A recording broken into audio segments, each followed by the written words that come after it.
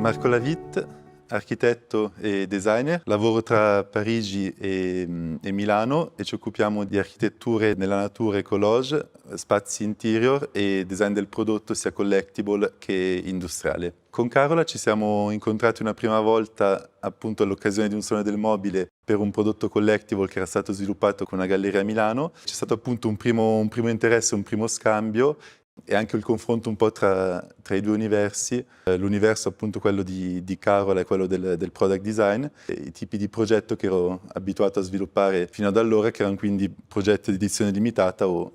pezzi unici. Da questo primo incontro c'è stata poi la volontà appunto di vedersi in sede, vedersi qui da Living Divani, per poter discutere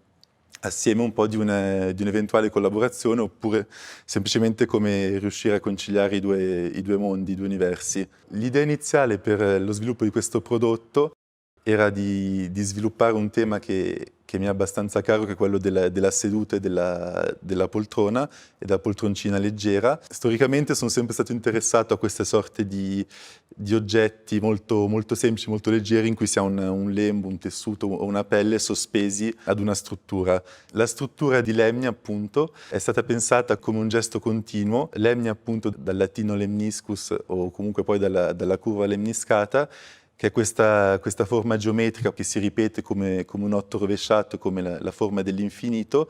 ed era proprio questo gesto geometrico, quasi come un esercizio a sé, che mi interessava per poterlo trasformare appunto in un volume in 3 dimensioni e poterlo poi far diventare una struttura che potesse sostenere appunto questa pelle. Infine un elemento cilindrico imbottito, che è l'unico elemento appunto imbottito della seduta, anch'esso immaginato come un volume solido, semplice, e che trascrive un po' questa idea anche di comfort che una poltroncina, che una seduta deve avere. Il fatto di piegare questo tondino e questi cerchi appunto fino a creare delle sorte di semicerchi che ruotano di 90 gradi su se stessi fino a creare una forma appunto compiuta, va a definire quello che è il volume principale di questa struttura.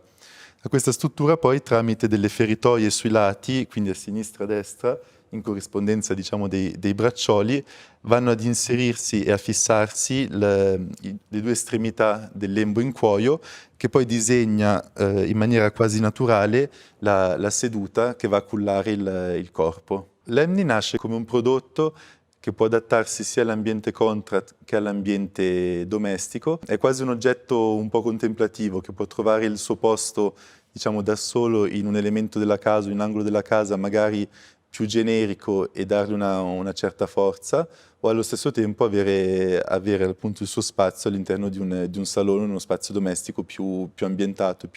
anche più messo in scena. La leggerezza della struttura dà anche una sorta di trasparenza al prodotto, che lo distingue da quello che potrebbe essere una seduta più imbottita, e quindi gli dà anche una maggior presenza, diciamo, all'interno di un contesto già arredato. L'esperienza con Living Divani è stata sicuramente inaspettata,